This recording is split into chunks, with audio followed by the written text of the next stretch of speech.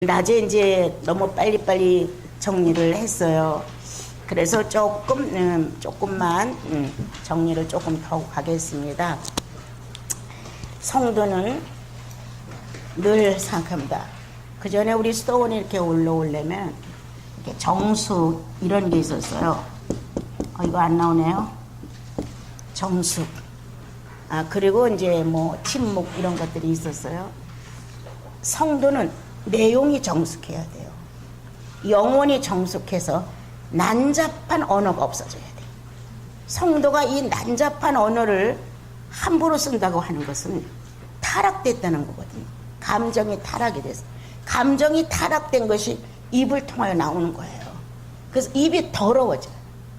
더러운 입술, 더러운 입이 되는 거예요. 그래서 정숙함을 잃어버린 오늘날의 기독도들이 아닌가.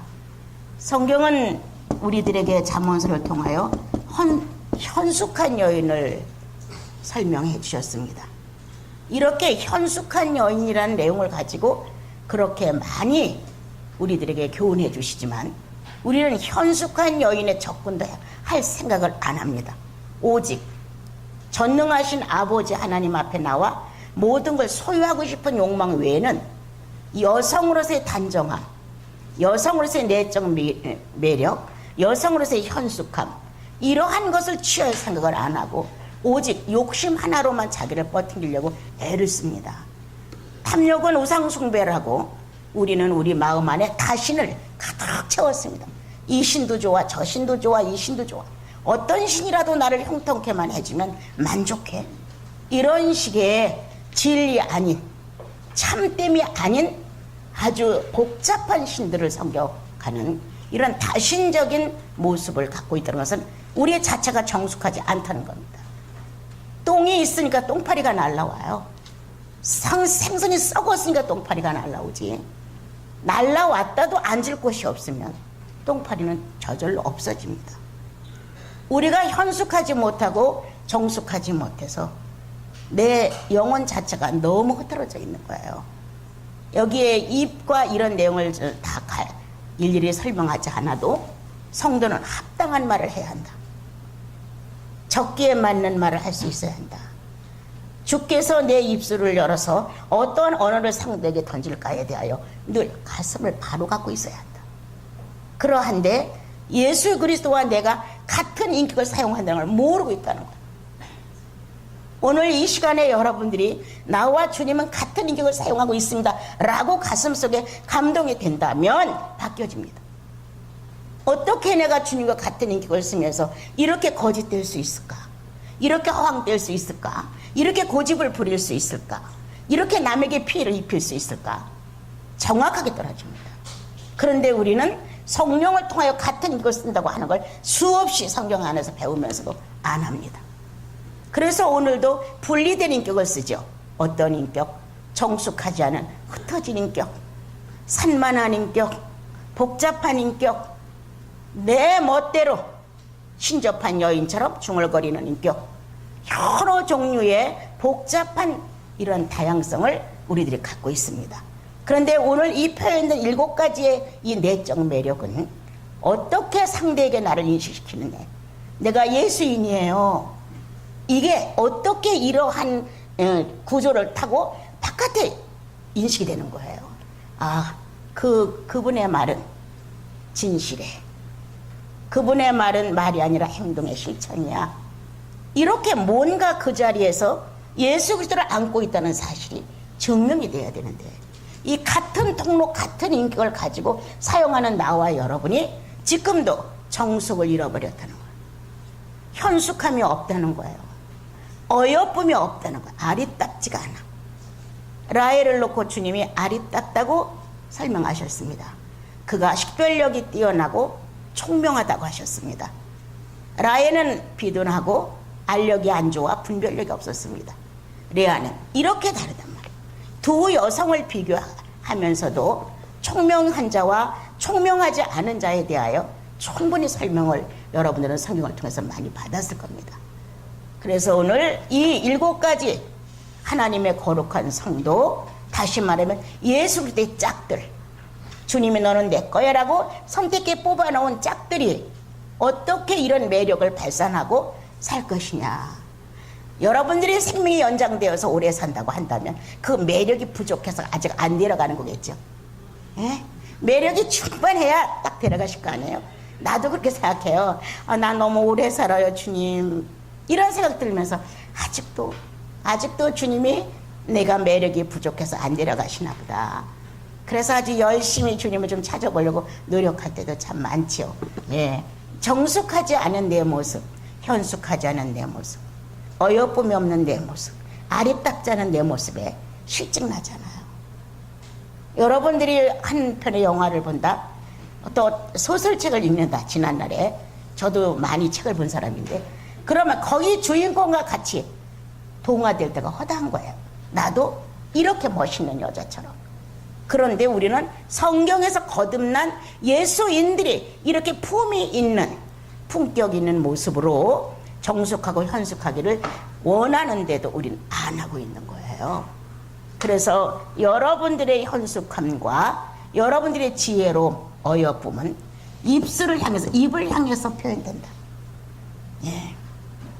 상대에게 감정적인 말, 타격적인 말, 오기스러운 말, 복수하는 말, 저주하는 말 얼마나 많이 사용했냐. 입은 있는 대로 타락했다. 여러분, 오늘 저녁 지어 그렇습니다. 한 입으로 쓴 물과 단물을 동시에 냈고 한 입으로 저주와 축복을 동시에 했으며, 이렇게 내 자신의 입이 얼마나 타락을 해서 축복과 저주를 함께 하고, 이렇게 불행과 정말 행복을 함께 한 동시에 한 입을 가지고 얼마나 우리가 썼는가를 생각해 봐야 합니다. 성도는 이제 전체적으로 한 입술을 통하여 성령이 함께하는 은혜로운 마음을 안 가지면 안 됩니다, 여러분. 이러한 것, 자, 눈이 비둘기같이 순결하다 한다면 눈에 독이 없어야 합니다. 우리는 눈빛을 보면 서로가 알죠. 이야, 대단하더라 그 눈빛. 이렇게 눈에서 그 사람의 인격을 발견하게 됩니다. 분노가 있는지, 착함이 있는지, 욕심이 있는지, 정말 깨끗한 마음이 있는지, 이 시선 안에서 우리는 그 사람이 가지고 있는 인격을 발견하게 됩니다. 그 사람들은 선했어. 그 사람들은 참 지혜로웠다. 뭔가 그 눈으로 많은 언어를 전달했어. 이렇게 눈으로 나타난 인격을 우리는 말하고 살아요. 근데 나와 여러분의 눈은 타락되어서 흘기는 눈, 불만스러운 눈, 혈기가 등등한 눈, 이런 눈으로 우리가 살았지만 예수님을 만나니 예수님의 눈으로 바꿔지는 거예요. 불쌍한 자를 볼 수 있는 눈, 약자를 볼 수 있는 눈, 정말 어떻게 하면 상대에게 감동을 줄 수 있을까, 내 시선이 얼마만큼 상대에게 공감을 일으킬 수 있을까, 이렇게 주님의 시선으로 우리 눈이 바뀌어져야 된다는 거예요. 그런데 우리의 이 시선이 아직도 도끼가 가득 들어있는 아주 무서운 매눈과 같은 눈을 가질 때가 허다하죠. 그래서 입도 눈도 성별되지 않았다. 성별이 되고 연단을 받아서 성화로 올라가야 되는데 하나도 안 돼 있는 거예요. 아까 목에 대해서는 여러분들에게 정확하게 전달을 했습니다. 우리는 그 사람을 놓고 그 사람 간교해, 이런 말을 하는 것은 언어에 서로 실어나오는 감정을 보고 합니다. 그 언어와 함께 감정이 전달될 때 그 사람 간교하더라, 이렇게 말합니다. 나 그 사람 신뢰할 수 없어. 그 사람의 눈빛이 그랬어. 눈으로 알았다는 거야. 그 사람의 눈빛을 보니 그 사람 신뢰할 수 없었어. 그 사람의 음성을 들으니 간교했어. 이렇게 타락된 그리스도를 알지 못했을 때 지난날의 옛사람은 그러했다. 그렇지만 지금 예수 믿고 있는 우리들은 그렇지 않다. 입을 통하여 예수 그리스도를 표현해 나가는 감정의 통로다, 이게 지금. 그래서 자, 여러분들 언어가 침묵을 합니까? 꼭 필요한 말을 그때에 맞춰서 잘 사용합니까? 격려나 위로나 새 힘을 줄 수 있는 소망적인 언어를 전달합니까? 아까도 잘못됐을 땐 채찍을 들을 수 있는 언어를 사용합니까? 이렇게 언어가 성령을 통해서 역사할 수 있을 만큼 입을 잘 사용해야 합니다. 쓸데없는 말 모여서 많이 하고 가치도 없는 말에 자신을 다 팔아넘기고 저게 무슨 말이야? 저게 어디에 해당되는 말이야? 예수인은 하나도 버릴 것이 없습니다.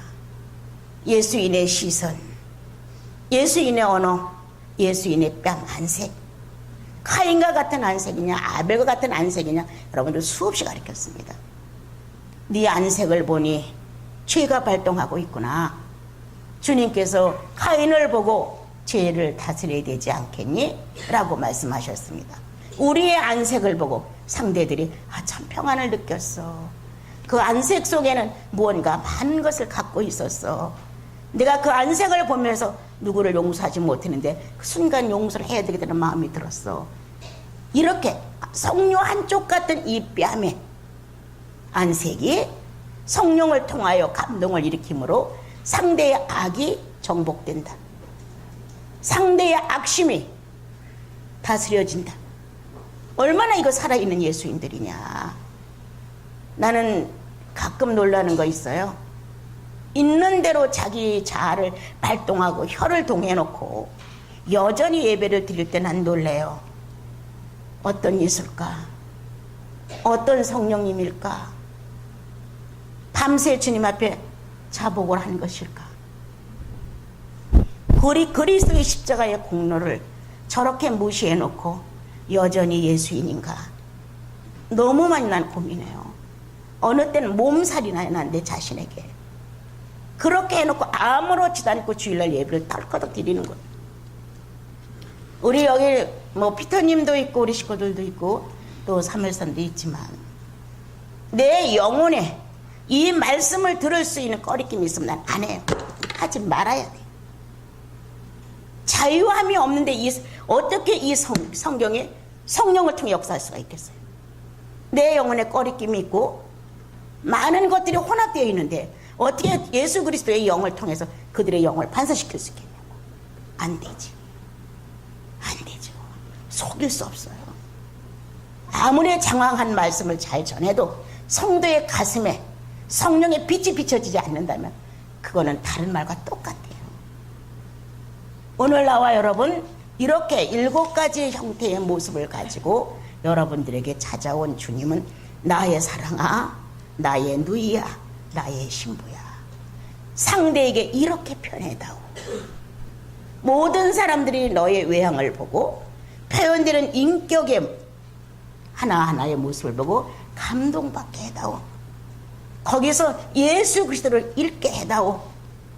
거기서 스스로 자책하면서 아우 나는 뭐야, 나는 왜 이렇게 안 되어 있어 라고 스스로 질책할 수 있도록 해다오. 이렇게 주님은 7가지의 매력의 모습을 신부거를 여기다 기록을 해놓으시고 나와 여러분을 권고하셨습니다. 어느 사람이 하도 엉뚱한 말을 여러 번 하는 거를 제가 그랬어요. 당신 같으면 그렇게 할 수 있지. 나는 못해. 내 속에 성령이 계시기 때문에 그를 존중함으로 인하여 난 못해. 나는 할 수 있는 사람이야. 얼마든지 나도 맞장구 치고 나도 속된 말을 쓸 수 있고 나도 악한 감정으로 표현할 수 있고 상대가 5을 주면 나도 5 던질 수 있어. 그렇지만 왜 못해? 억울할 때가 한두 번이 아니야. 그렇지만 내 속에 주의 성령에 계셔서 못해. 차라리 내가 뺨을 맞고 말지 어떻게 주의 성령을 거스리고 그렇게 뻔뻔스럽게 할 수 있겠느냐. 예수 그리스도가 죽었다면 그렇게 한다. 그런데 그리스도는 죽지 않았다. 살아계시다. 살아서 이렇게 시선을 뜨고 나를 본다. 물끄러미, 네가 어떻게 행동하니? 네가 어떻게 말하고 있니? 산자의 눈으로 나를 지킨다. 그러한 주님의 시선이 내 시선과 동시에 같이 움직인다. 생각해봐라. 이제 열에서 열을 그대로 죄인의 눈으로 시선을 돌렸던 나와 여러분이 주님의 시선과 내 시선이 같이 간다고 생각해봐라. 그러면 조금씩 달라진다. 시선을 내 거라고 함부로 불리지 않는다. 함부로 사용하지 않는다.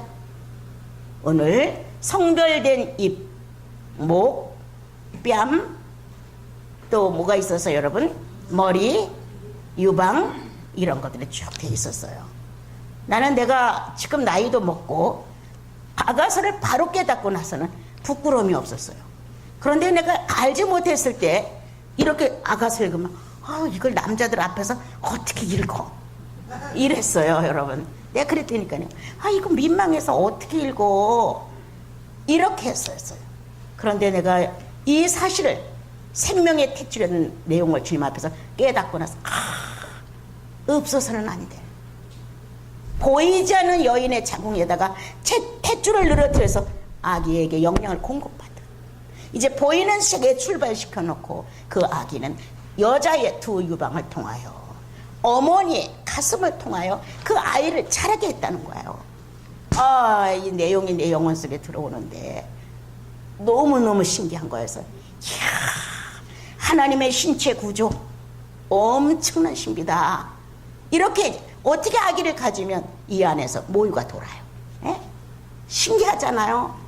이렇게 아주 신비스러운 주님의 인체 구조를 해놓으셨는데 이걸 영적인 것과 꼭 연결을 시켰다. 고리를 맞춰서 그렇구나. 나는 성령을 통하여 감동, 감화, 열정 이런 것들이 나를 움직여주죠. 인지. 그러나 또 성령을 통하여 말씀, 그죠?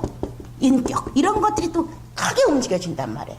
성령이 포함하고 있는 안팎 전체의 표현이 가슴 안에서 나오잖아요. 그래서 신구약은 두 유방이로구나. 복음과 율법은 두 유방이로구나. 예수 그리스도와 나는 하나님의 교회는 유방이로구나. 여기서는 반드시 생명이 살 수 있는 영양분이 공급되는 것이다. 이거 없이는 안 돼.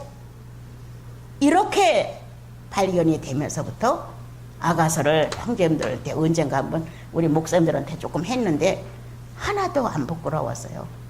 어떤 육체적인 의미를 가지고 하는 것이 아니었기 때문에 여러분 유방은 이토록 생명의 탯줄이고 모든 걸 공급하는 것이고 초유의 능력과 모유의 능력인 항상 살아서 지금까지도 구원의 첫 조유와 성령을 통해서 현재 진리로 진행되는 이 과정의 모유 여기까지 우리는 예수 외에 다른 것은 모르도록 가르침을 받고 있는 것입니다.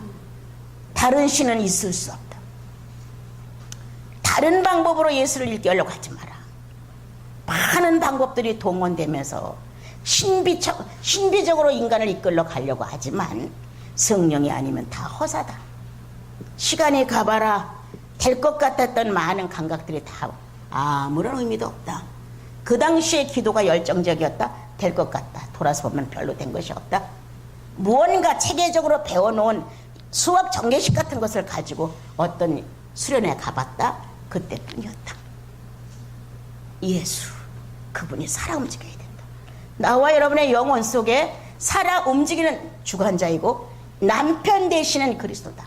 나는 내 일기장에 남편이라는 말은 못 써봤지만 지아비이신 내 지아비이신 예수 그리스도요. 내가 너무 부족해서 당신에게 어울리지 않아서 당신의 갈빗대가 당신의 가슴에서 삐거덕거리고 있음을 내가 죄인인 양 고백합니다.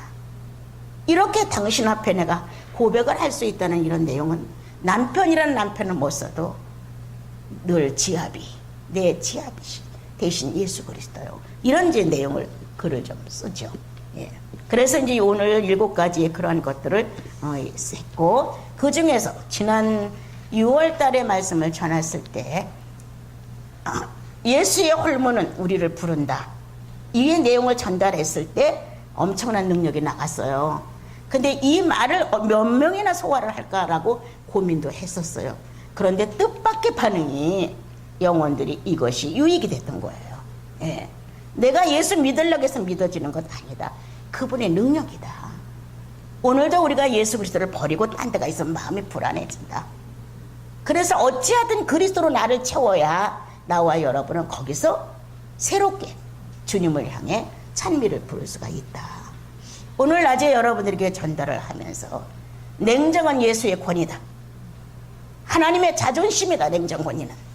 이거 전달할 때 너무 좋았고요. 더군다나 성령의 권위는 탕감이다.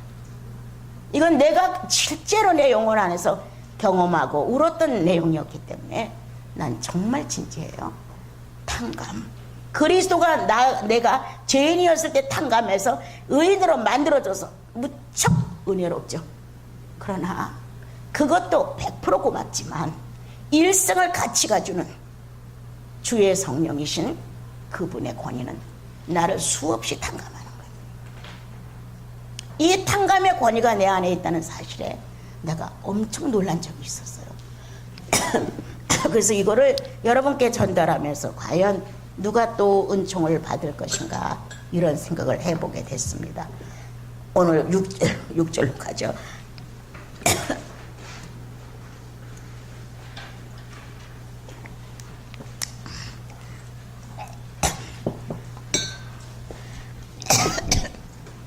자, 6절로 갑시다. 날이 저물고 그림자가 사라지기 전에 내가 몰약산과 가리라. 예. 날이 저물고 하루의 일과가 끝나고 산을 넘어서 가보자 이렇게 했습니다. 이거는 삶의 경계.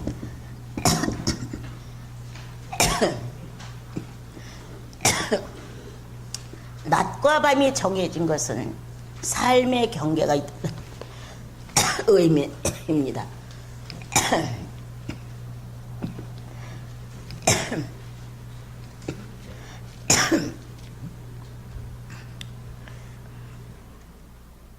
그래서 이 삶의 경계, 하루를 어떻게 살았는지, 바르게 살았는지, 올바르게 살지 못했는지, 내 이 삶의 경계를 위해서 작은 두 산을 넘는 것을 여기에 기록을 주님이 하셨습니다.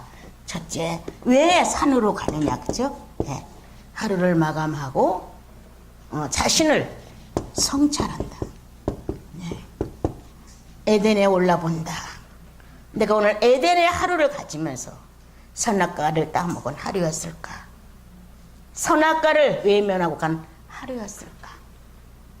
오늘 내 동산은 어떤 동산이었을까라고 자기 자신을 성찰해 본다. 내가 예수인처럼 살았을까? 맨날 여러분께 가르친 것. 양심을 바로 썼을까?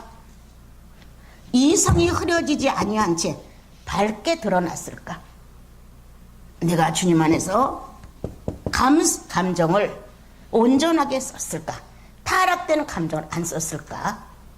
나는 아까도 말한 대로 하나의 인격의 통로를 가지고 주님과 나는 같이 사용하는 것이다. 이러한 곳에서 내가 하루를 살면서 양심을 바로 썼을까? 이성은 바로 된 것일까? 감정은 온전했을까? 한번 돌아본다.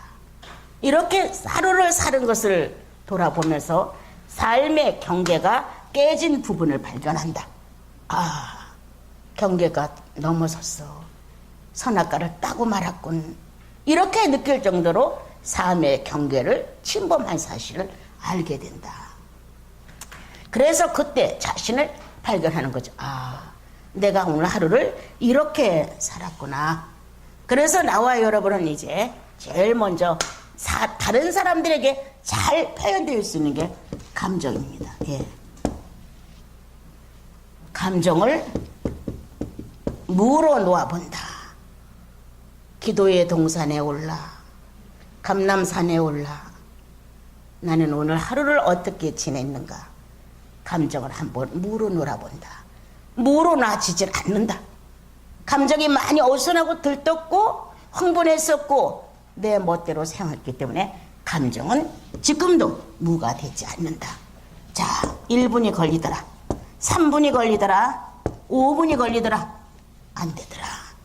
그러면 주님을 찾아 성찰을 하려고 눈을 감아도 아무것도 안 되고 기도는 혼미해집니다. 안 됩니다. 세상 것이 꽉 차 있고 감정 사용했던 것이 그대로 살아 움직이기 때문에 말은 기도를 할지 몰라도 심령은 고요하지 않습니다.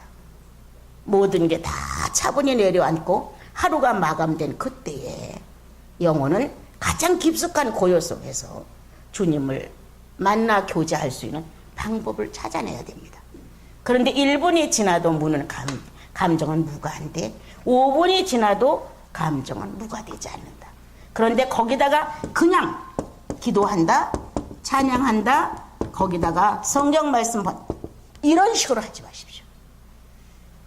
아까도 말했죠. 혼탁한 것은 안 됩니다. 혼합은 될 수 없습니다. 혼합이 되면 혼란했던 감정과 기도가 혼합, 또 찬양, 그 다음 성경 이렇게 혼합이 되면 반드시 자신의 자영이 역사랍니다. 자영이 역사합니다. 내가 자영을 불러서 되는 게 아니라 타락된 감정을 썼기 때문에 거기다 내가 아무렇지도 않고 회개도 안 하고 성찰되어서 내가 바르지 못해서 고백도 안 하고 그냥 거기다가 찬양 몇 마디를 해. 그리고 이 가슴 속에서 성령의 역사를 느꼈던 감각이 있어. 그대로 자영이 역사하죠. 네? 그대로 기도하면 자영이 역사합니다. 성경을 보면 나한테 적합한 말만 아멘을 해요. 자영이 역사하는 거죠. 내가 너를 알았고 내가 너를 축복하고 내가 너를 형통케 하려고 하면 아멘이에요. 그런데 십자가를 져야 되고 고난을 받아야 되면 아멘이 안 되죠. 이런 게 오늘날 우리들의 신앙이 아닌가. 그래서 하루의 일을 마치고 하루의 감정이 어떠했는가를 성찰해봐라. 이 감정이 무가 될 수 있는 시간이 1분이 걸렸냐 5분이 걸렸냐 3분이 걸렸냐 물어놓고 시작해라. 다시 시작해라. 그런데 물어놓지 않은 채 기도, 성경, 찬양 또 자기 감정 부풀려서 굉장한 은혜로 받는 것 같은 기대 속에서 흥분하면 100% 자영이 역사한다. 이거는 속일 수 없습니다. 이러한 일을 얼마나 많이 했는가 우리는. 정말 가장 멋있는 것은 자 오늘 귀 있는 분들은 자아의 산을 넘어라. 나를 넘어야 됩니다. 자아의 산을 넘지 않으면 모략의 산을 넘지 않으면 유행의 산도 넘을 수 없습니다. 하나는 쓴잔의 산이요 하나는 향기의 산입니다. 이 쓴잔의 산과 향기의 산을 가지고 나를 연단시키지 아니하면 갈 데가 없습니다. 자아의 산을 넘으십시오. 모략의 쓴잔을 놓고 나는 어땠는가 내 자아는. 향기가 날리는 유황의 산을 가지고 갔을 때 내 감정은 내 자아는 어떻게 표현했는가 노골적으로 나오죠. 그래서 쓴잔 앞에서는 싫다고 표현했고 향기가 나는 곳에서는 좋다고 표현하면서 쓴잔은 거부하고 향기는 내 거라고 붙들 수가 있죠. 이렇게 이기심이 발달하는 이러한 사생활을 우리가 했다면 오늘 그리스도를 잃었습니다. 나와 여러분은 그리스도를 잃었습니다. 두 산은 필요 없는 산이 됐습니다. 주님의 이러한 것을 우리에게 소개하는 것은 쓴 잔도 꿀처럼 단 잔도 다 자아의 만족을 위해서 있었지 않은가 돌아봐라. 주님, 내가 이 유황의 산을 내 것으로 받을 만한 자격이 없습니다. 하루의 내 삶을 보니 성령이 수고하셔서 하루를 마쳤지 내가 무엇이 있어서 하루를 마친 것이 아니기에 향기를 날릴 수가 없었습니다. 이래야 되는데 역시 하나님은 은혜로우셔서 나에게 이렇게 향기의 산을 주셨다고 이렇게 한다는 거지. 오늘 두 산을 넘는 자신을 지금 쳐다봐라. 쓴 잔이 있는 산을 넘는다. 향기가 날리는 산을 넘는다. 똑같이 다 자아의 산이다. 그러면 스스로 판단한다. 나는 쓴 잔의 자아의 산을 넘길 때 어떤 표현을 했을까? 내 인격은 또한 달콤하고 멋있고 좋은 향기를 날릴 수 있는 산을 넘었을 때 내 자아는 어떤 반응이었을까? 나쁘다, 좋다라는 이것은 다 자아의 만족이었다. 하나님이 은혜로우셔서 나에게 향기의 산을 줬다고 감사했다? 아닙니다, 여러분.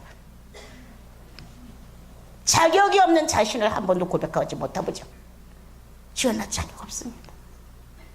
내가 이럴 만한 사람이 못 됩니다. 성령이 한번 나를 놓아보십시오. 나 죄인 중에 죄인입니다. 성령이 함께 하시기에 그나마 내가 조금 유지가 되는 거지.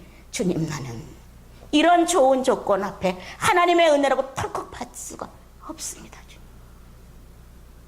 이렇게 자기 자아를 거부해 봅니까? 털커덕 받죠. 하나님이 보내주셨어. 하나님이 허락하셨어. 이렇게 하나님을 흔하게 써버리고 이제 여기 와서 나쁜 쓴 잔을 받게 될 때는 내가 왜 이걸 받아야 돼? 난 이걸 받을 사람이 아닌데 내게 왜 이게 왔어? 주님, 이건 내게 아닙니다. 이런 식이 되죠. 그래서 이것도 자아만족이었죠.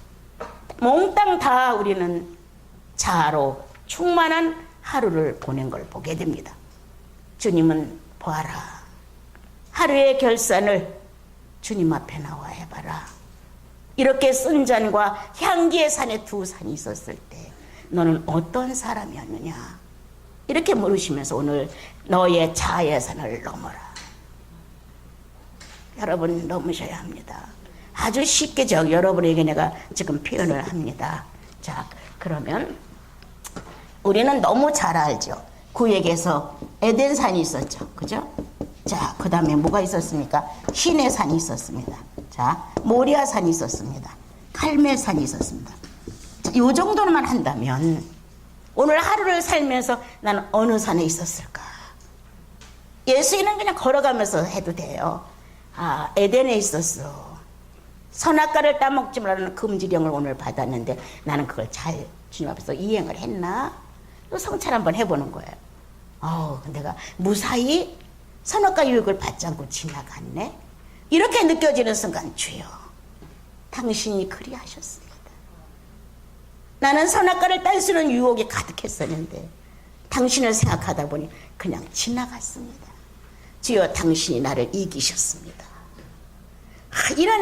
이거 뭐 수순간 기도하는 거 아니에요? 순간 몇 마디로 막 이 안이 막 충만해지는 거. 감사합니다. 주님은 나를 이기셨습니다. 막 이게 감격되는 거예요. 자, 신의 산으로 갔어요. 그죠? 여기에 주인공은 지금 모세라고 합시다. 주님은 어떤 비밀을 모세에게 주기 위해서 산으로 끌어올렸어요. 40일이라는 막중한 시간에 물도 마시지 못한 채 연단을 받고 있었어요. 40일 전에 일주일 만에도 딱 계명을 보내줄 수 있는데도 불구하고 주님은 40일이라는 이 시간을 필요로 하셨어요. 연단, 인내.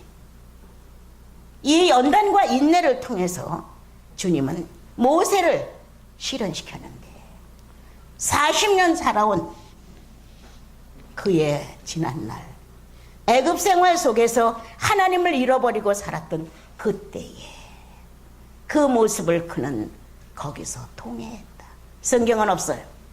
성경에는 이게 없지만 난 내가 아는 내용을 조금 전달할 뿐이요. 40일 그냥 손 놓고 기다렸냐?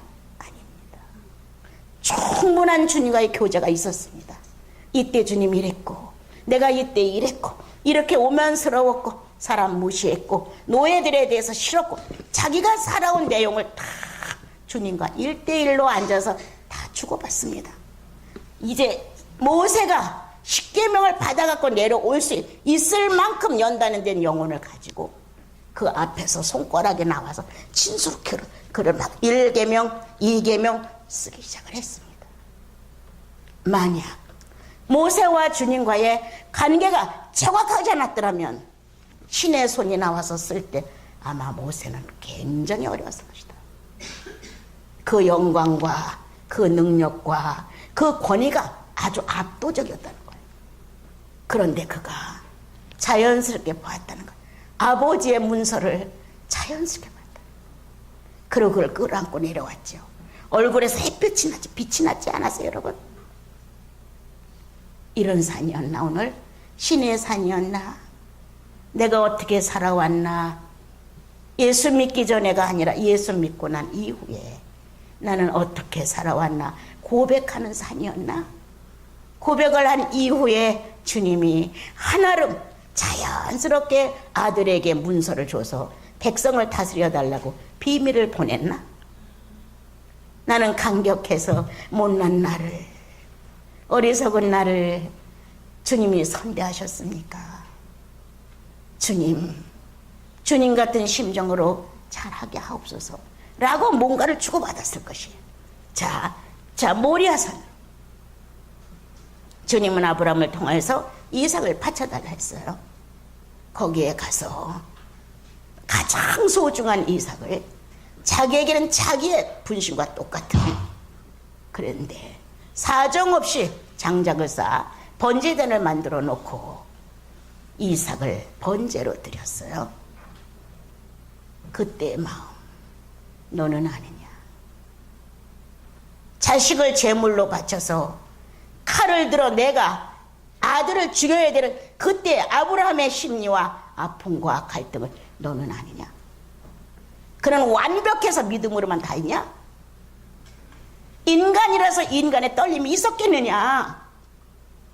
주여, 나는 떱니다. 나는 내 고백을 그대로 합니다. 주님, 난 떱니다. 아버지, 꼭 이런 방법으로 하셔야 되겠습니까? 난 아마 이랬을 겁니다. 나는 칼을 들어서 아들을 내가 이렇게 해야 됩니까? 라고 나는 반항했을 것입니다. 그래, 주님, 내 안에 반항의 기질이 아직도 있음을 고백하나이다. 이런 사건 앞에서 이렇게 자기가 나오는 거예요.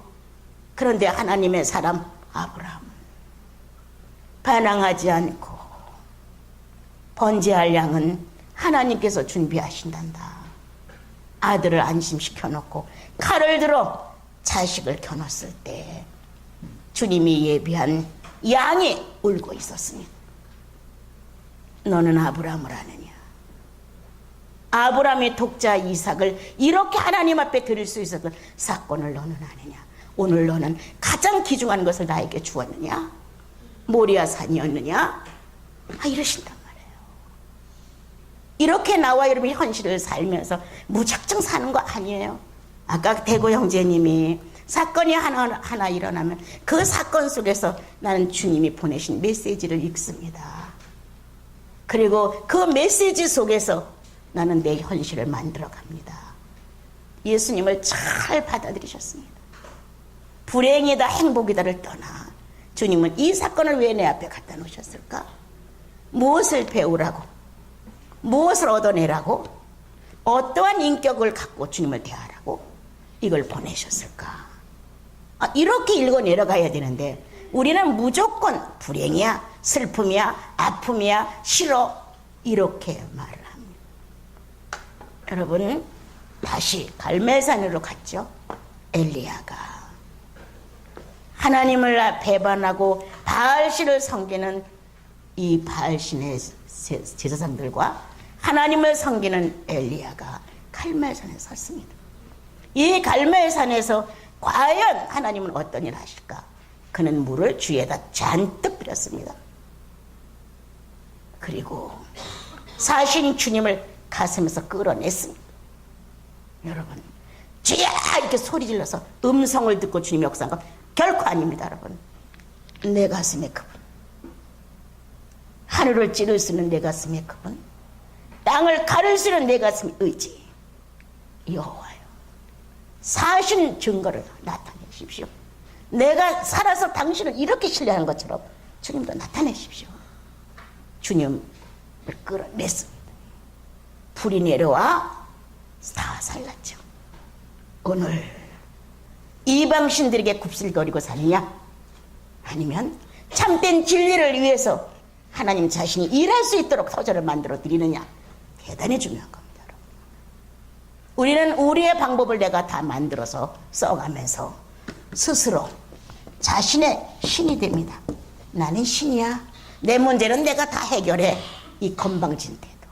나는 신이야. 내가 이렇게 저렇게 해서 다 맞췄어. 아주 환희해놨어. 자기 신입니다. 이렇게 하는 신들이 꽉 차 있어서 거기 제사장들이 엘리야 하나가 가슴에 있는 주님을 하늘에 있는 주님을 땅에 있는 주님을 일치시켜서 증명하십시오. 이렇게 단호한 이 영혼 안에 성령의 역사가 불을 끌어냈으니 그래서 싹 살라졌죠. 오늘 나는 내 가슴에 신들을 불사르고 있는가? 갈멜산으로 지도를 받고 있는가? 어떤 동산이었냐? 쓴잔이 가득한 동산이었지. 내 가슴에 내 자아들을 불사를 정도로 나는 주님을 신뢰한다. 나는 그분께 나를 위임한다. 이 잡족 같은 쓸모없는 이 신들이 아무리 천천만만이라도 나는 두려워하지 않는다. 생명의 주인은 여호와시니까. 이렇게 단호한 그의 처세에 주님은 당장 불을 내리셨죠. 오라. 네가 땅에서 하나님 역할을 한다면 내가 하늘에서 하나님 역할을 해줄게. 하늘과 땅은 일치가 됐죠. 그리고 불은 쏟아졌죠. 여러분, 어떤 산이었어요? 여러분들 하루의 산 중에 주님이 많은 정말 욕심을 우리 안에다가 갖게 했다고 합시다. 난 오늘 불사를 것이다. 이게 무슨 일이냐? 우리 같이 살던 독신 수녀님이 있었는데 한 4년 정도 됐을 때 누게렉이라는 병이 걸렸어요. 그래서 이제 5년을 선고받았는데 이제 다른 요양원에 가 있는데 갑자기 어제 이제 6월달에 갔다 왔는데 전화가 와서 1급하다고. 그래서 나 내일까지 일을 마치고 내가 가마. 그러니까 그 병원 하는 사람과 담당을 해서 위태롭습니까? 어떻습니까? 이렇게 말하니까 아주 위태로웠는데 본인이 여기를 절개를 안 하려고 그래서 이거는 못하고 지금 어느 정도 진정을 시켜놨습니다. 가족들에게 다 알려주십시오. 그래서 이제 가족과 연락을 해서 내일 이제 그 병원에서 만나기로 했는데 아침에 전화를 하니까 이제 일반 병원으로 일반실로 이제 옮겨졌다. 지금은 한숨 이제 놓은 것 같아요. 그 사실을 듣고 여러분들 옥수 삶아주려 옥수 사러 갔었거든요. 옥수 오늘 안 삶아줬어요? 그래서 이제 이야, 인생 아무것도 아니다. 이 짤막한 인생 하나 살기 위해서 그렇게 발버둥을 쳤나? 하나도 가져가는 것도 없는데 그렇게 했었나? 난 그의 죽음을 놓고 난 나를 봐. 나도 아무것도 안 가져간다. 네가 먼저 가. 그리고 내가 얼마나 잘못했는가 한번 봐라 나를. 이런 마음으로 이제 갔다 오면서 나도 별거 없었지. 성령이 아니면 난 별거 없어요. 정말 허무하게 마지막에 내가 이러려고 세상에서 했었나? 이런 인생은 되고 싶지 않아요. 하루를 살았다면 주를 위하여, 또 하루도 주를 위하여, 또 하루도 주를 위하여. 아직 대먹지 못한 나를 주님의 것으로 만들게 존재했을 뿐이지 아무것도 안 가져간다. 어떤 것도 안 가져간다.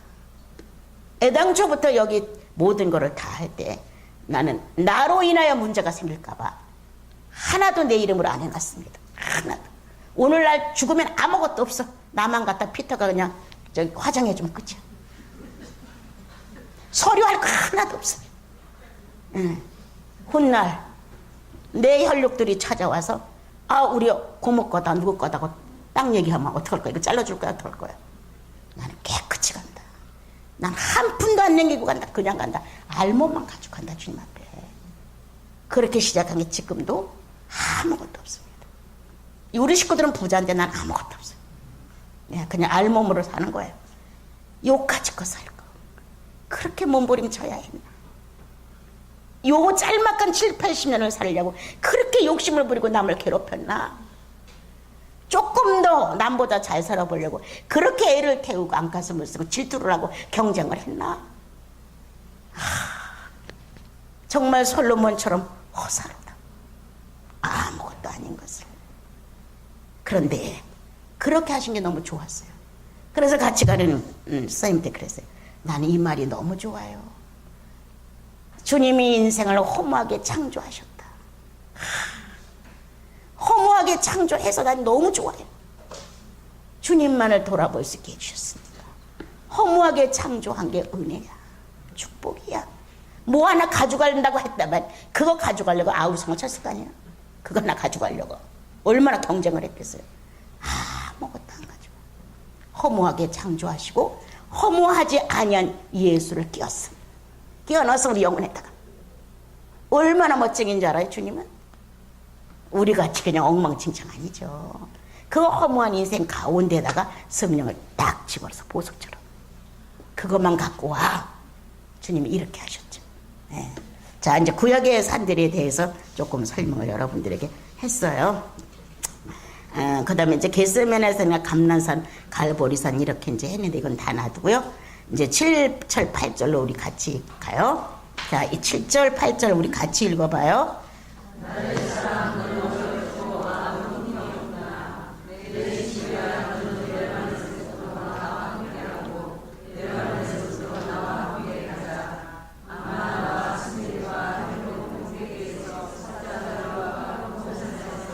내려보아라. 예.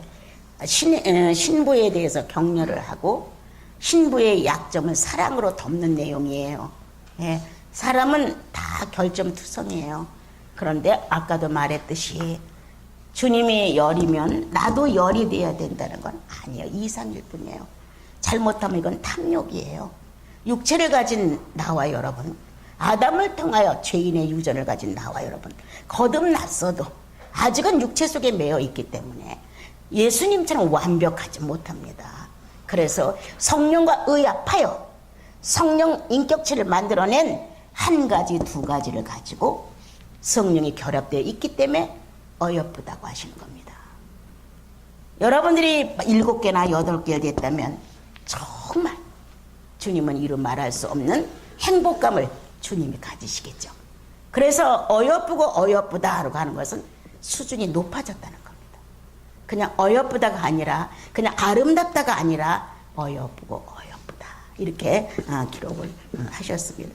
그래서 모든 이 나머지 만약 7이라면 3개가 약점이고 8개라면 2개가 약점인데 이거를 내가 덮는다 이렇게 됐어요. 사랑은 모든 허물을 뭐라 그랬죠? 사랑은 모든 허물을 덮는다. 이 부족한 점을 그분이 덮는 거예요. 예. 우리 주 예수 그리스도가 신랑이 신부의 어떤 됨됨이의 부족을 감당을 해줘요. 그거는 구속과 똑같아요. 구속을 내 힘으로는 할 수 없었지만 주님의 값으로 치렀어요. 주님의 값으로. 예. 그래서 나와 여러분이 거듭나고 나면 주님의 값이에요. 주님이 1억 원이라면 나도 1억 원이에요. 이렇게 그분이 나를 주고 사드렸기 때문에 나도 그와 같은 값을 지니고 있는 거예요. 자, 그래서 거기 보면 믿음의 결실들이 충만하다. 어느 산으로 올라갔어요? 거기요? 레바논, 그죠? 레바논 산으로 올라가서 함께 하면서 아마나와 스릴과 그 밖에 많은 이렇게 층층으로 된 산들과 이런 것들을 내다보면서 미래가 충만할 거라고 하는 것을 암시했어요. 결혼을 하게 되면 많은 자식을 낳을 것이다. 결혼을 하게 되면 네 산업이 풍성해질 것이다. 이런 어떤 의미가 숨어 있는 것이 8절의 내용입니다, 여러분. 그래서 현실화된다. 그 충만함이. 자, 현재 보고 있는 이 모든 것들이 이 충만이 현실화된다. 자, 예수가 오시면 모든 사람들이 예수 그리스도 안으로 들어와서 하나님의 자녀가 많이 늘어난다. 예수가 오심으로 충만은 현실로 드러났어요. 많은 씨가 퍼졌습니다. 낳고 해서 나와 여러분까지 복음을 받아들였습니다. 더 큰 것은 재림 때는 이보다 더 많은 풍성함이 꽉 찰 것이다. 이렇게 풍성한 신앙은 몽상이 아니다. 신앙은 추상이 아니다. 신앙은 반드시 현실화된다. 이렇게 8절을 아주 이렇게 위로하고 격려하고 소망을 주는 내용이에요. 그리고 어떤 사자와 무엇이죠? 굴에서 내다보아라. 이렇게 되어 있어요. 정복과 다스림이 같이 온다.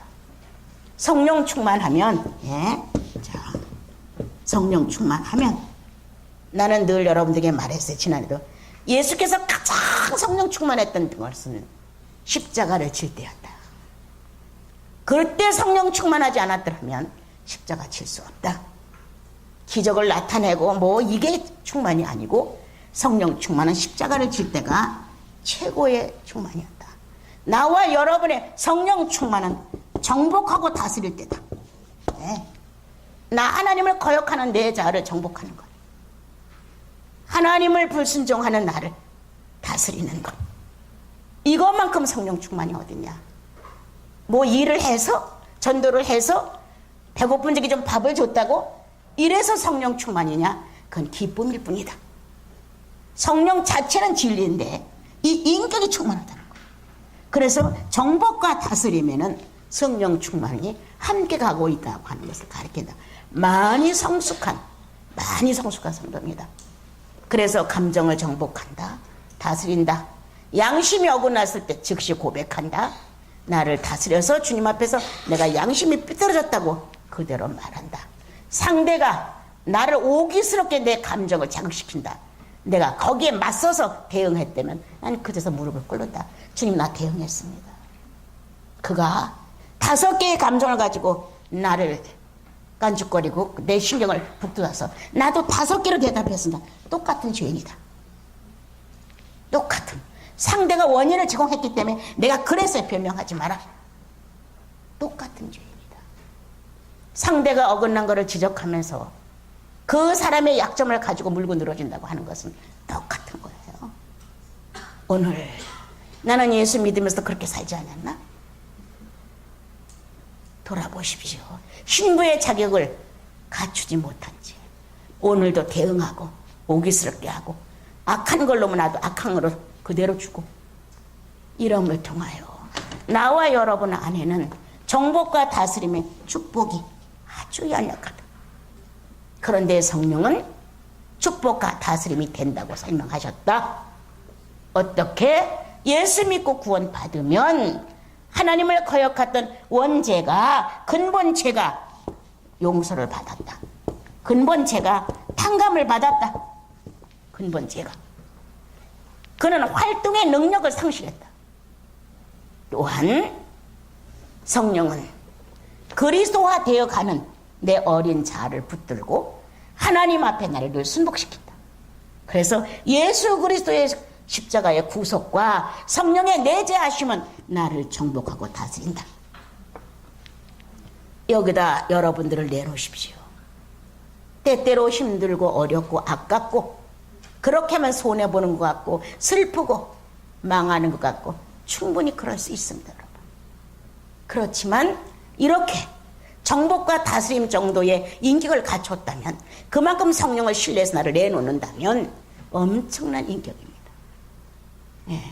그래서 네가 나를 다섯으로 왔어. 나는 하나로 돌아간다. 네가 나에게 약점을 물고 늘어지면서 지난날 내가 실수한 거에 대해서 네가 지금 보복해? 그래, 나는 없는 일로 친다. 안 들은 일로 친다. 내 감정까지 동화되어서 죄인이 만들고 싶지 않다. 죄인을 만들고 싶지 않다. 이렇게 나와 여러분 그리스도는 오늘 내 안에서 죄의 근본을 놓고 죽으셨고 그리스도는 다시 살아나셨습니다. 새 사람으로. 나와 여러분은 죽은 예수만 붙들지 말고 새로 살아나신 부활의 예수 그리스도를 붙들어야 합니다. 그걸 인정해야 합니다, 여러분. 나는 이제부터 권리가 있어. 무슨 권리? 새롭게 사는 권리. 새로운 피조물로서 새롭게 사는 권리가 있어. 나는 칭찬을 할 수 있는 사람이야. 이젠 남을 헐뜯고 흉보는 사람이 아니야. 나는 저주하고 안 되기를 바라는 사람이 아니야. 난 축복하는 사람이야. 이렇게 바꿔진 거야. 새로운 피조물의 권리가 있어. 나는 이렇게 여러분들이 충만한 것이 뭔가를 깊게 깨달으면 영혼에 엄청난 유익이 있습니다. 자, 그래서 이렇게 정복과 다스림이 오게 되면은 이사야 11장 6절부터 9절 읽어주세요. 다 같이 빨리요. 이사야 11장 6절에서 9절 다 같이 읽어주세요.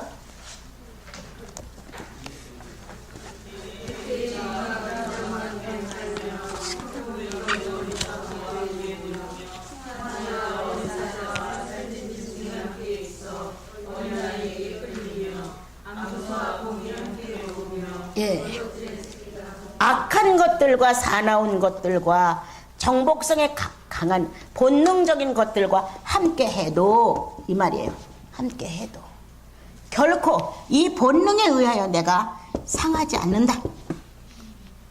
그렇다면 이 악한 정복성과 찢고 피해를 입히는 이 악한 본능적인 정복성이 있다 할지라도 내 속의 선함이 이 본능을 정복한다. 내 속의 선함은 성령의 권위입니다. 창조주의 권위입니다. 이 창조주의 권위, 나는 이런 성경을 읽으면서 프란스코라는 성인을 이해했어요. 새들하고 노래 같이 했죠. 달과 별하고 대화를 했죠. 많은 짐승들과 사람들은 뭐 대물방어를 했냐 어쩌냐는데 다 떠나서 그 안에 성령이 프란스코를 점령한 이 놀라운 능력이 대자연을 순복시킨 거예요. 그건 주님의 권위예요. 그래서 창조주의 권위가 피조물을 다스리는 걸 보게 됐어요. 나도 작은 것 중에 하나가 그런 일이 조금 있었습니다, 지난날에. 그러나 이게 중요한 게 아니라 내 본능을 정복해야지.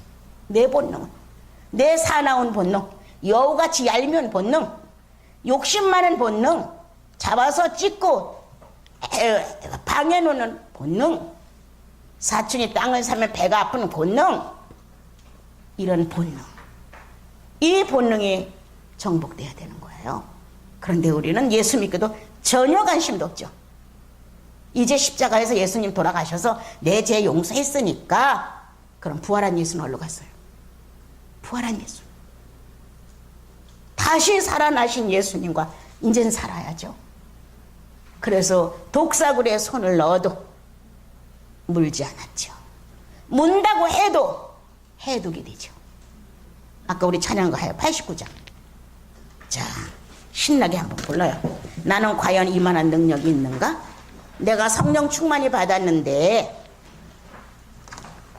내가 그리스도의 구속이 확실한데, 그리스도가 부활하신 권위가 내 안에 충만히 있는데 과연 나는 어떠한가?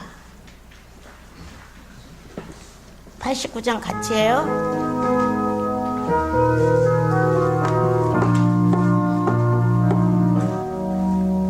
사막에 샘이 사막에 꽃이 피어 향나의 날이라. 주님이 다스릴 그 나라가 되면 꽃동산 대리 사자들이 어린 양과 뛰놀고 어린이도 함께 뒹구는 참사랑과 기쁨의 그 나라가 이제 속히 오리라. 사막의 숲이 우거지리라. 사막의 예쁜 새들 노래하리라.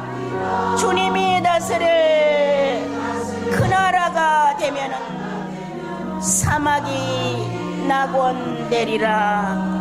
독사굴에 어린이가 손 놓고 장난쳐도 물지 않는 참사랑과 기쁨의 그 나라가 이제 속히 오리라. 이만큼 성숙해야죠. 예. 이렇게 상대를 정복하고 사랑으로 감화시키고 이렇게 되어서 상대가 아무리 나에게 약을 올리고 감정을 복받치게 해도 나는 상함을 받지 않는다. 이 정도 수준은 돼야지. 여러분, 네가 그래? 나도 그럴 거야.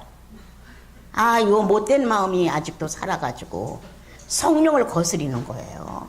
그게 얼마나 꼴물견인지 모르겠어요, 우리는요. 예. 자, 그래서 이제 9절로 넘어갑니다. 자, 읽어주세요. 같이요.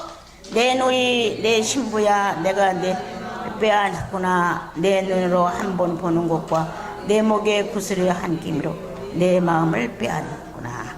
예, 누이와 신부로 분리했어요. 이제 여기서는 이제 거기 읽어보면 누이를 놓고는 본능적인 요구를 할 수 없다. 무슨 말인지 알죠? 당신이 처녀니까 내 아내가 돼. 이런 식으로 무대뽀로 본능적인 성적 요구를 만족시킬 수 없다는 거예요. 누이한테는. 그래서 이 누이는 아직 영적으로 어린 것을 의미하는 거예요. 예, 우리 아까도 말했죠. 충만하지는 않지만 순결하더라. 예, 이렇게 해서 요구할 수 있다. 본질적 관계는 누이라고 하는 것은 자 누이는 본질적인 관계는 변함이 없다. 변질되지 않는다. 본질적 관계다. 한 아버지의 한 엄마의 뱃속에서 같이 나온 본질적 관계다.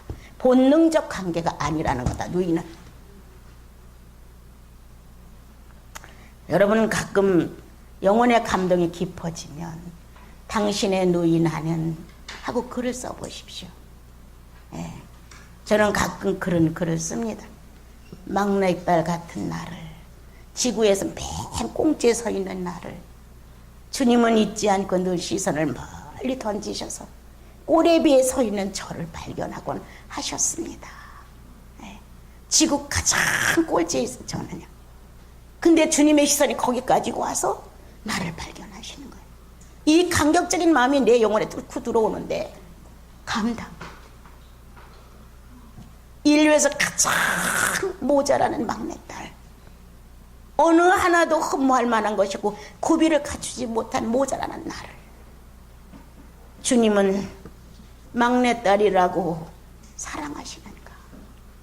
모자라니까, 부족하니까. 이렇게 누이라고 하는 것은 본능적 요구를 할 수 없다. 본질적 관계가 유지되는 것이다. 언제든지 아끼죠. 이 누이를. 오라비는 부성을 가지고 누이를 대합니다. 아버지 같은 마음으로, 자식을 아끼는 마음으로 나보다 네가 더 잘 됐으면 좋겠어 라는 누이는 늘 보호의 대상입니다. 내가 돌봐야 돼.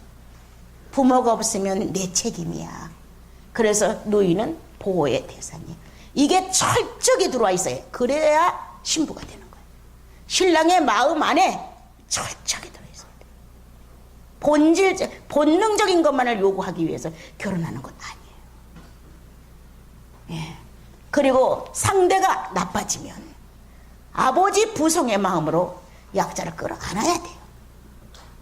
그게 신랑이에요. 그렇게 익혀진 신랑의 감각이 이제 어느 날 신부로 이렇게 바치는 거예요. 그래서 거기 뭐라고 써있나 보세요. 뭐라고 했습니까? 신부는 본능적이다. 예, 변질이 가능하다. 단 하나 좋은 것은 동격체다. 누이는 동격체가 될 수 없습니다. 그러나 동격입니다. 옆구리에서 나왔던 동격입니다. 여러분. 신부에게는 본능적인 요구를 할 수 있다. 그러나 본질적 관계는 변질될 수 있다. 얼마든지 버려요. 그래서 이혼들 하는 거 아닙니까, 여러분들? 아주 소중하다면 뭐냐? 동격이다. 이것 때문에 못 떠나는 거예요. 주님 날 버리고 싶을 때 한두 번이 아니실 거예요. 맞는 게 하나도 없으니까. 근데 왜 못 떠나? 동격이기 때문입니다. 철저하게 본질적인 관계가 유지되어 있고 누이라는 이제 동격을 지녔기에 그분은 나를 떠날 수 없었다. 내가 잘나서 나를 돌보고 나를 축복하고 나를 이끌어가는 것이 아니라 그의 마음은 오라비이며 동시에 신랑인 것이다. 여러분, 만약에 주님이 너와 내가 똑같아 동격이야 라고 말한다면 어떻게 주님을 배신할 수 있습니까? 그런데 이 인격을 실천해 달라고 부부를 주셨습니다.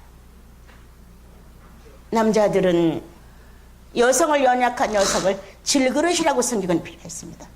이 질그릇을 귀히 여겨라. 잘못하면 금간다. 자기 몸처럼 사랑해라. 이렇게 했습니다.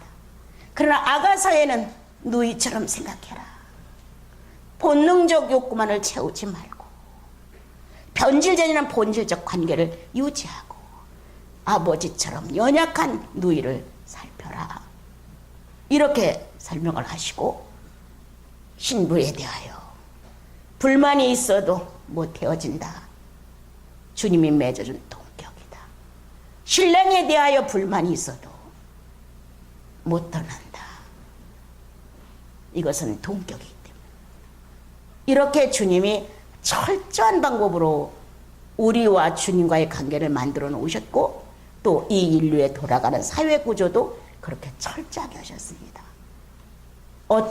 아무리 내가 오빠하고 나하고 잘못해서 의를 끊었어도 어떻게 생명체 유전자가 똑같은데 어떡할 거냐. 본질적 관계는 변하지 않는다.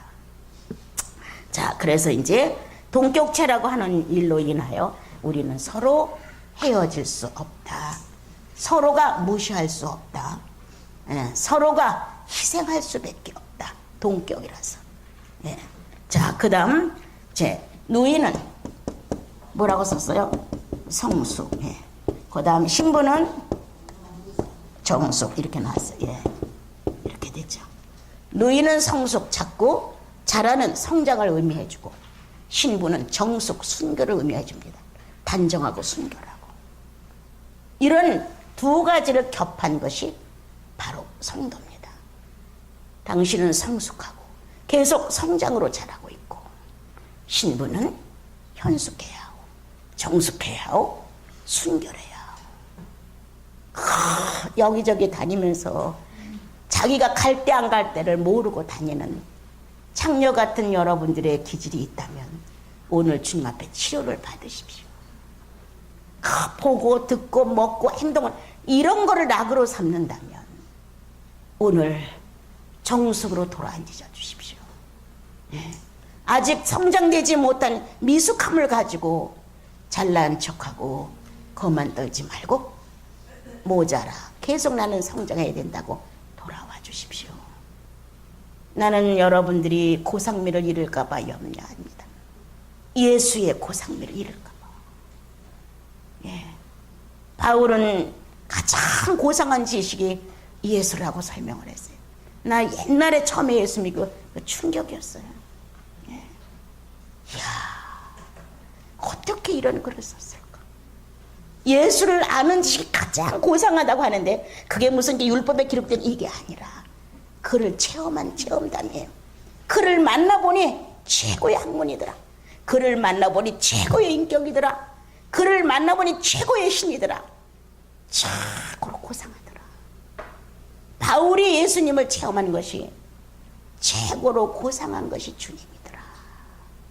나는 모든 것을 배설물로 여겼노라.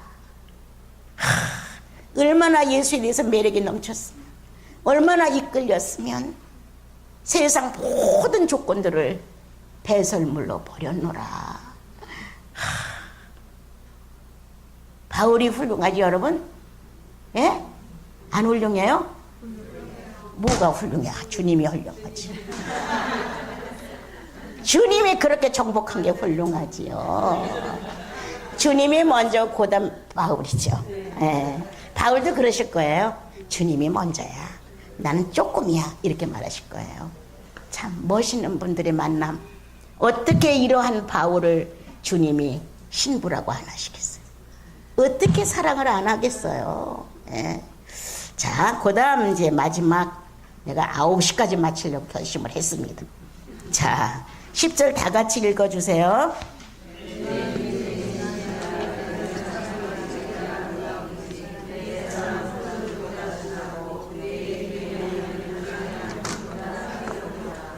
이제 3요소가 같이 나오죠. 신부, 누이, 사랑. 내면의 인격이 이렇게 다 갖췄다는 거예요. 누이로서도 그리고 신부로서도 사랑을 서로 할 수 있는 이러한 신분을 갖췄다는 거예요. 내적 매력을 품었다는 거예요. 그렇다면 상대도 똑같다는 거예요. 상대도. 신랑이고 오라비고 사랑이고 이렇게 상대와 같아졌다는 얘기예요. 그냥 신부야 누이야 앞에는 그래요. 근데 여기서부터는 동격으로 출발하기 때문에 같다. 당신이 신부야, 나는 신랑이야. 당신이 누이야, 내가 오라비야. 당신이 사랑이야, 나도 사랑이야. 이렇게 같은 의미로 전달을 하게 됐습니다. 그래서 이건 내적 매력이 거의 비슷한 환경을 가지고 있다는 것입니다. 수준을. 자, 그 다음 취하다. 네. 주님이 취했어요. 이 여인에게. 이 여인이 가지고 있는 이 신앙의 매력과 정숙과 현숙함 때문에 고상미에 주님이 매료가 됐어요. 그래서 취했습니다. 자, 너로 인하여 내가 기쁨을 이기지 못해. 스바냐 3장 17절 빨리 읽어보세요. 빨리. 다 쓰는 것 빨리 놓고.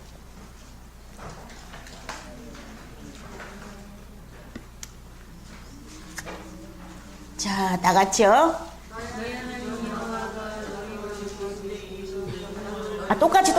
똑같이 시작. 너희 하나님 여호와가 너희 가운데 계시니 그는 하늘 베풀 자 전능자시라. 이나이마 기쁨을 이기지 못하며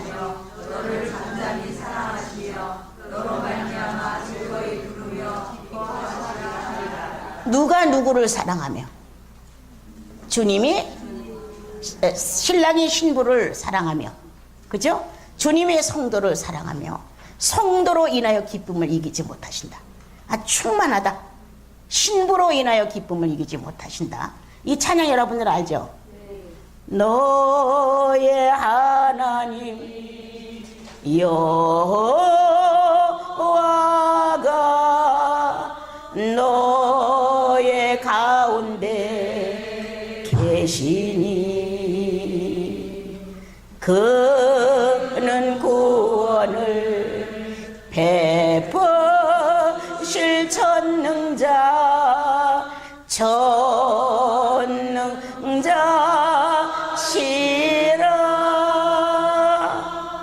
그가 너 인하여 기쁨을 이기지 못하시며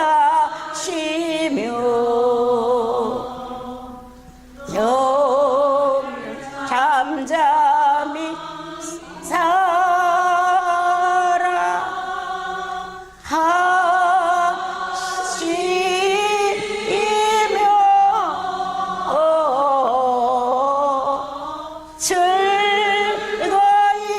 즐거이 부르며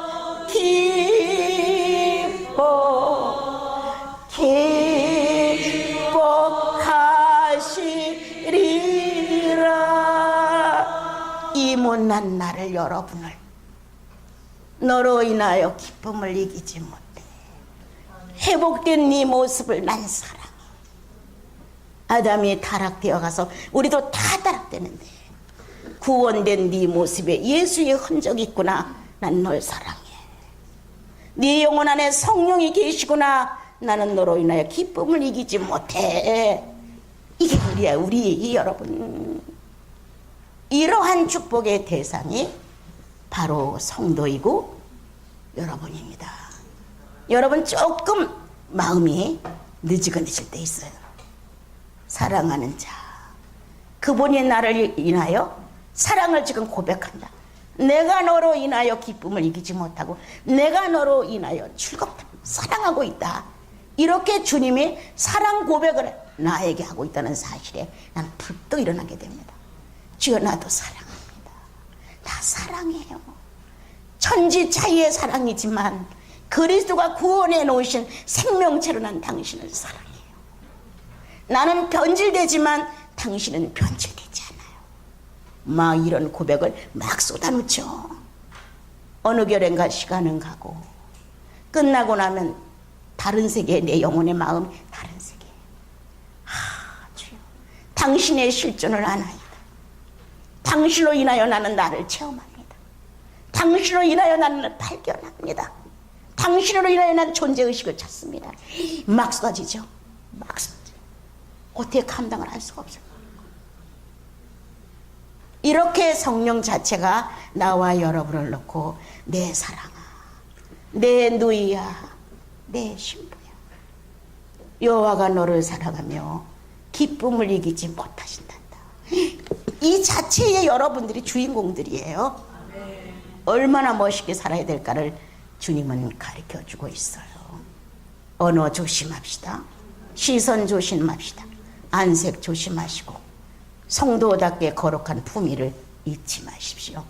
항상 언어의 권위가 있어서 상대를 정복하는 은총이 입혀지고 정말 하나님을 거역하는 본질도 돌아서게끔 할 수 있을 만큼 나와 여러분은 성령으로 꽉 채워서 오늘도 내가 너로 인하여 기쁨을 이기지 못해 라고 말합니다. 자, 그 다음 마지막 선행. 너의 선행이 참 멋있다. 네가 하고 있는 일들이 그렇도록 아름답다.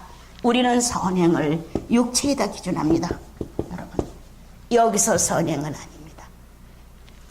지성을 바로 놓는 것. 누구를 향하여? 성부를 향하여. 의지를 바로 놓는 것. 감성을 바로 쓰는 것.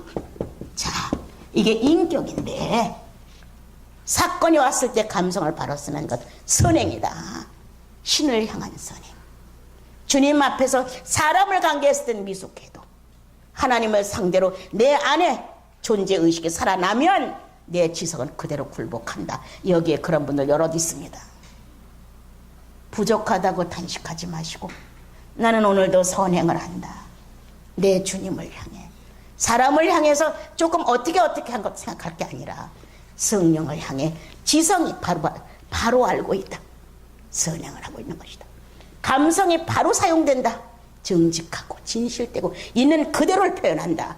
선행하는 것입니다. 주님 앞에 의지가 결정을 내고 아주 작은 티끌일지라도 존중한다. 선행하는 것이다. 선행을 바꾸십시오.